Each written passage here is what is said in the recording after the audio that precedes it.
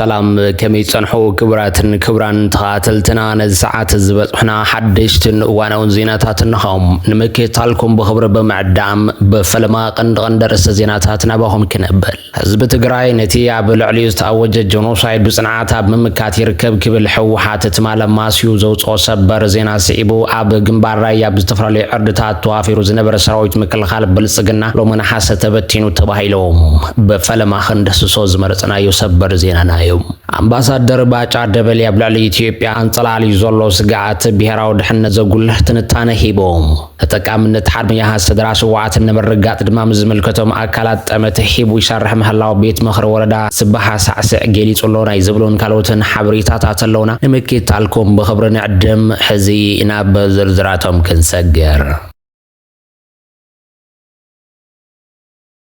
ህዝብ ትግራይ ነተብ ልዕሊኡ ዝተኣወጀ ጀኖሳይድ ብጽንዓት ኣብ ምምካት ይርከብ ክብል ውድብ ሕወሓት ትማለ ማስዮ ዘውፅኦ መግለፂ ኣፍሊጦም ነቲ ዘይተርፍ ዓወት ብቐረባ ርሕቀት እናጠመተ ድማ ብዘላቅነት ህልውንኡ ንምርጋፅ ኣብ ዝውስን መድረኽ ኮይኑ ይረባረብ ኣሎ እዚ ውሳነ መድረኽ ብዓወት ንምዝዛም እውን ኣብ ሓደጋታቱን መውፅኢ ኣንፈቱን ብዕምቆት ዘትዩ ቃልሶ ጠናኺሩ ካብ ምዕዋት ወፃእ ካሊእ መማረፅት ከም ዘይብሉና ብመደምደምታ ብምብፃሕ ኣብ ውሽጥን ወፃእን ዝርከብ ህዝብና እውን ከም ቀደሙ ኣብ ሓደ ዕላማ ዓሲሉ ይቃለሶ ኣሎ ብምባል ይሓቢሩ ዘሎ ህዝብና ፍትሓዊ ዕላማት ሓንጊጡ ዘካየደ ዘሎ ቃልሲ ብዓወት ዛዚሙ እታ ዝበህጋ ሰላማዊትን ልምዕትን ዲሞክራሲያዊትን ትግራይ ከም ዝሃነጽ ድማ ኣየጠራጠርን ዝበል ሕወሓት ጀኖሳይዳዊ ስርዓት ብልጽግና ነቲ ዘውፅኦ ትልሚ ምብራስ ህዝቢ ትግራይ ንምዕዋት ኣብ ውሽጢ ትግራይ ውሑዳት ከዳዓት ብምዕሳብ ዓቕሚ ትግራይ ንምብታን ክሰርሕ ጸኒሑ እዩ ብምባል እዞም ኣብ ዝለዓለ ኣመራርሓ ግዝያዊ ምሕዳር ዝነበሩ ከዳዓት ለእኽቶ ጽልዓ ብምውሳድ ረብሓ ትግራይ ሕሊፎም ንምሃብ ካብ ዝፈጸምዎ ብሄራዊ ክሕደት ሓሊፎም አንጻር ህዝብን ሉዓላውነትን ትግራይ ዝተሰለፈ ዕጦ ጉጅለ ክሳብ ምውዳብ ዝበጽሐ ታሪኻዊ ክዳዓት ፈጺሞም እዮም ብምባል ድማ ይኮንኑ ዘሎም ዓቕምታት መኸተ ትግራይ እዚ ታሪኻዊ ክሕደትን ባንዳነትን ኣብ ታሪኽ ትግራይ ጸሊም ነጥቢ ዝገድፍ ኣጋጣሚ ስለ ዝኾነ ብትዕግስትን ጥንቃቐን ከዓልይዎ ዘይተሓለለ ጻዕሪ ክገብሩ ጸኒሖም እዮም እዞም ዕጡዋት ግን ነዚ ትዕግስቲ ዓቕምታት ትግራይ ብምንጻግ ብተደጋጋሚ መሳርሕቲ ጀኖሳይደር ስርዓት ብምዃን አንጻር ህልውና ብሄራዊ ረብሓን ትግራይ ክንቀሳቐሱ ጸኒሖም እዮም ብግልጽ እውን ህዝቢ ጸለምቲ ናብ መረበቱ ከኣትሉ ኣብ ዝተበገሰሉ እዋን በዞም ዕጡቃት ለእኽቶ ወረርቲ ተሓንጊጦም ድፋዕ ሒዞም ኣብ ልዕሊ ወገኖም ተኩሶም እዮም ብሸነኽ ዓፋር እውን ብተደጋጋሚ ኣብ ልዕሊ ሰላማዊ ህዝብን ሰራዊትን ትግራይ ተኽሲ ከፊቶም እዮም ሕዚ እውን እቲ ንነብሲ ወከፍ ትግራዋይ ብጸላኢ ሰይሙ ከብርሰና ዝወፈረ ጀኖሳይድ ስርዓት ብልጽግና ኣብቲ ክኸፍቶ ዝህንደዶ ዘሎ ካልእ ዙር ደማዊ ኩናት ቅድሚ ተመሪሑ ከጠጥቆም መዝሓለ ዓረር ክገብሮምን ኣዋፊርዎም ይርከብ ኣሎ ብምባል ድማ ይሓቢሩ ዘሎም እዚ ድማ ንኻልእቲ ጀኖሳይደር ስርዓት ብልጽግና ብዝተፈላለየ መልክዕ ህዝብና ንምብራስ ዝሓዙ ትልሚ ብምባል ዝገለጸ ሕወሓት ዓቕምታት መኸተ ትግራይ ነዞም ኣብዚ ታሪኻዊ ጌጋ ዝተሰለፉ ተጋሩ ካብ ጌጎም ተጣሒሶም ናብ ህዝቦም ክምለሱ ተደጋጋሚ ጻውዒት ከቕርቡ ጸኒሖም እዮም መቐጸልታ እዚ ድማ መንግስቲ ትግራይ ነቶም ብዝተፈላለየ ምኽንያት ምስ ሓይልታት ጸረ መኸተ ትግራይ ተሰሊፎም ዘለዉ ተጋሩ ናብ ነበሩ ህይወቶም ክምለሱ ብካቢነ ወሲኑ መፈጸሚ መስርሕ ብምውፃእ ዕላው ገይሩሎም እዚ ጻውዒት ኣካል እቲ በዞም ከዳዓት ክጽሓፍ ዝድለ ዘሎ ታሪኻዊ ጌጋ ንምእራም ዝግበር ዘሎ ሕልፈ መንገዲ ዝኸደ ጻዕሪ ድማ ዝበለ ሕወሓት ኣብዚ ታሪኻዊ ጌጋ ዝተሰለፍኩም ተጋሩ ነቲ ጻውዒት ህዝብን መንግስቲ ትግራይ ተቐቢልኩም ካብዚ ንውሉድ ወለዶ ዝሓልፍ ጸሊም ታሪኽ ዓርሶም ክተድሕኑ ይግባእ ብምባል ድማ እዩ ጻውዒት ኣቕሪቡ ዘሎ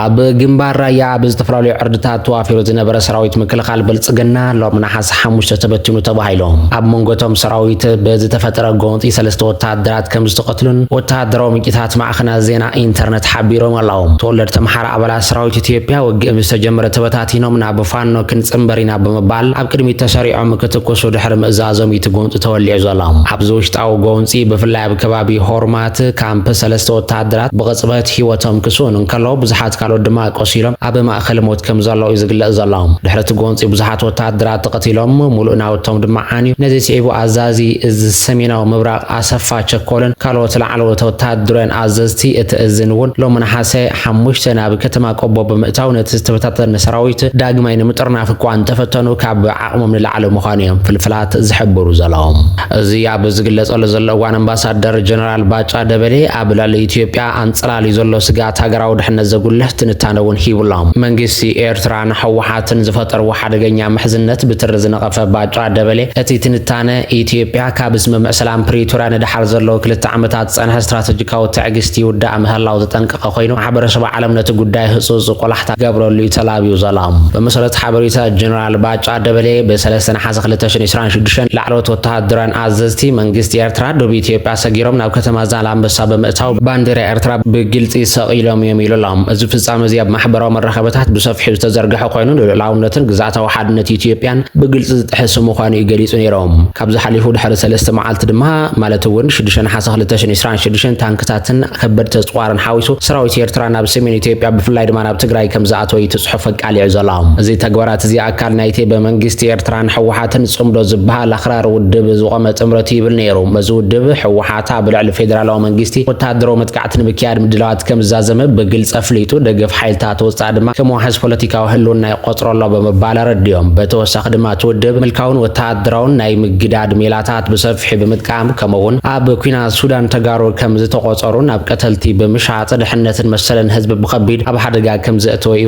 ዘረባ ባጫ ደበሌ ረድዩ ዘሎም ኢትዮጵያ ዘባው ዘይመረጋዕ ንምውጋድ ዝሓለፉ 2 ዓመታት ተሪር ስትራቴጂካዊ ኣቃውማ መሪፃ ኣብ ወርሒ ለካቲት 2026 ብሚኒስትር ጉዳያት ወጻኢ ኢትዮጵያ ዝቀረበ ወጋዓዊ ዕድመን ዘተሓዊሱ ሓያሎ ዲፕሎማስያዊ ጻዕርታት ኣብ ኣስመራ ተነጺጉ በመባል ምስ ኤርትራ ዝነበረ ከይዲ ረዲኡሎም ሕብረት ኤውሮፓን ኣሜሪካን ኣብ ልዕሊ ሕወሓት ዘውፅኦ መግለጽታት ገዳ ኣሜሪካ ጽቡቕ ተበግሶታት እኳ እንተኾነ እዞም ስጉምታት እዚኣቶም ብኣስመራ ይኹን ኣብ ትግራይ ዘለዎ ወከልታ ኣብ ኣካይዳ ዝጭበጥ ለውጢ ከምጾ ይከኣሉን ስለዝኾነ መንግስቲ ኢትዮጵያ ብግህሰት ሃገራዊ ድሕነቱን ልኡላውነትን ግዛእታዊ ሓድነቱን ብዘይምግዳስ ክጸንሕ ዓቕሚ ከም ዘይብሉ እቲ ጀነራል ኣስሚሩሎም ባጫ ደበሌን ፕረዚደንት ኤርትራ ኢሳያስ ኣፈወርቂ ንነዊሕ እዋን ዝጸንሐ ስትራቴጂካዊ ህርፋን ኢትዮጵያ ንምድኻም ንምብታንን ፖለቲካዊ ጽልዋ ንምጽላምን ከም ዘይገደፎ ብትርዩ ነቒፉ ዘሎም ከምዚ ዝኣመሰለ እኩይ ተግባራት ክልተ ኣውግውን ጥራይ ዘይኮነስ ንፖለቲካዊ ኣስተላልፋ መላእ ቀርኒ ኣፍሪካ ዝብፅብፅ ምዃኑ የመልኪቱ ዘሎም ኣብ ጽሑፉ መንግስቲ ኤርትራ ሰራዊቱ ብቕጽበት ካብ መሬት ኢትዮጵያ ውፅኡ ኢዳእታውነት እንተዘይቋሪጹ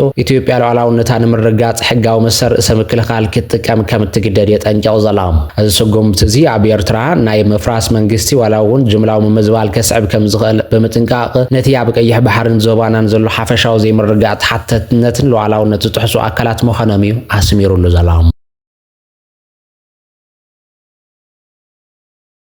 ተጠቃምነት ሓርበኛታት ስድራ ስዋዓት ንምርጋጽ ዝምልከቶም ኣካላት ጠመተ ሂቡ ይሰርሕ ከም ዘሎ ቤት ምኽሪ ወረዳ ስብሓት ሳዕስዕ ገሊጹሎም ቤት ምኽሪ እታ ወረዳ ዝምልከቶም ኣካላት ኣብ ተጠቃምነት ሓርበኛታት ስድራ ስዋዓትን ተሓባቢሩ ዝሰርሖ ስራሕ ኣብታ ወረዳ ካብ ዘለዎ 2810 ሓርበኛታትን ስድራ ስዋዓትን ዛጊደቶም 430 ሓርበኛታት ስድራ ስዋዓት ተጠቀምቲ መሬት መስርሕ ኣባይቲ ምግባር ከም ዝኽኣለ ኣፈ ጉባኤ ሓለቃ ፍጹም ገብረ እግዚኣብሔር ገሊጾም ኣሎም ብተወሳኺ ኣብታ ወረዳ መሬት ብምውራር 184 ዘይሕጋዊ ኣባይቲ ከም ዝተሓነጹን እዚ ዘይሕጋዊ ተግባር ናብ ሕጊ ከመርሕ እቲ ቤት ምኽሪ ምዝምልከቶም ኣካላት ሓቢሩ ብምስራሕ በመሰረት ሕጊ እቲ 54 ሚእታዊ ዝተወረ መሬት ናብ መንግስቲ ክምለስ ከም ዝተገበረ ረድዮም ኣሎም እቲ ቤት ምኽሪ ኣብ ቀጻሊ 2019 ዓ.ም ስራሕ ዘመናዊ ኣጠቓቕማ ሃፍቲ መንግስትን ህዝብን ኣብ ወሃብ ኣገልግሎት መንግስትን ሰናይ ምምሕዳርን ዝለዓሉ ሕቶታትን ጸገማትን ንምፍታሕ ኣብ ግልጋሎት ዳኝነትን ፍትሕን ህዝቢ ዘልዕሎም ዘለው መረረታት ክፍትሑ በጀት ኣብ ዝተዓለመሉ ክውዕል ስጦም ክትትል ቁጥጥርን ድጋፍን ንምግባር ይሰርሕ ምህላው ኣረድዮም ኣሎም